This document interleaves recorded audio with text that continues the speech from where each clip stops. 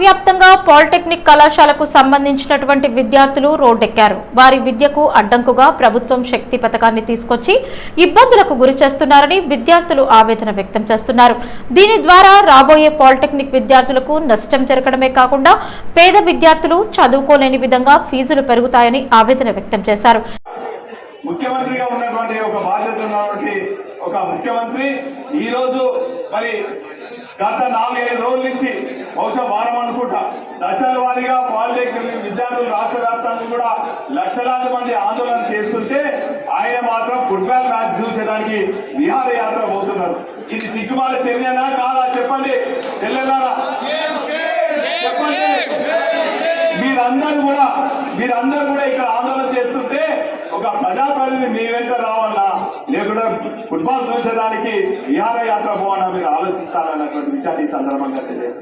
ఏదేమైనప్పటికీ కూడా ప్రతిదీ కూడా ఈ రేవంత్ రెడ్డి చంద్రబాబును గురువుగా భావిస్తారు. రేవంత్ రెడ్డి గారు మీ గురువే ఈ పొరుగునున్నటువంటి ఏపీలో ఈ స్కిల్ డెవలప్మెంట్ దాని పాలసీని రద్దు చేశారు. ఎందుకంటే అక్కడ విద్యార్థులు కానీ మేధావులు కానీ ప్రజలు కానీ రద్దే వరకు వాళ్ళు మరి పెద్ద ఎత్తున ఆందోళన చేశారు. జీవో నెంబర్ 3 and 4 రద్దు చేశారు. అక్కడ ఇటువంటి పాలసీని రద్దు చేశారు. కాబట్టి మీ గురువు గారిని మరి అనుసరిస్తావు కాబట్టి ఇక్కడ కూడా జీవో నెంబర్ 97 రద్దు చేయాలి. అదేవిధంగా ఈ శక్తి ప్రోగ్రాం నిర్వహణ చేయాలని కూడా ఈ సందర్భంగా తెలియజేస్తాం. దీని వెనుక ఒక పెద్ద కుట్ర జరుగుతుంది. అక్కడ ప్రభుత్వ పరంగానే 100 ఎకరాల క్యాంపస్ ఇస్తాడట. కోట్లాది ఆస్తులను ఆ ప్రైవేట్ వ్యక్తికి కార్పొరేట్ వ్యక్తి అంటగడతారట.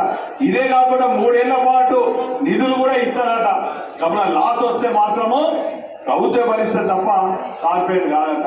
ఈరోజు రేపు మా రమేష్ గారు అన్నట్టు మరి ఇంకా 1-2 సంవత్సరాలు ఇదే ప్రభుత్వం కనుక ఉంటే ఈ పాలిటెక్నిక్ ఉన్నటువంటి సుమారు 10 ఎకరాలు ఎంతుందండి 10 ఏకర్స్ ఇంత మంచి బిల్డింగ్లు అన్నింటినీ కూడా కార్పొరేట్ రిలయన్స్ కో అంబానీకో ఆదానికో ఇచ్చి మరి కాంగ్రెస్ ప్రభుత్వం కూడా పైసలు దోచుకునే పరిస్థితి ఉన్నది.